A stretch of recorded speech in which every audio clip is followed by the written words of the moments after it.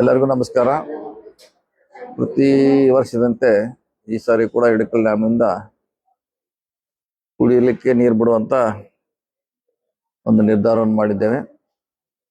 So ಇದೇ ಬರುವ 30 ತಾರೀಕಿಗೆ ಘಟಪ್ರಭಾ ನದಿಗೆ ನೀರು ಬಿಡ್ತಾ ಇದೀವಿ.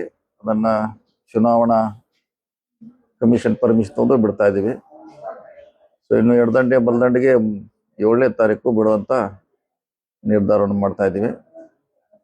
ಸೊ ಈ ನೀರನ್ನ ಪ್ರತಿ ಸಾರಿ ಬಿಡುವಂತೆ ಬಿಡ್ತಾ ಇದೀವಿ. ಈಗ ನಾವು ಈ ನೀರು ಬಿಡಬೇಕಾದ್ರೆ ಇಂದು 6 ತಿಂಗಳಿಂದ ಇದಕ್ಕೆ ಅಲ್ಲಿ ನಾವು ನೀರನ್ನ ಸಂಗ್ರಹಣೆ ಮಾಡಬೇಕಾಗ್ತದೆ.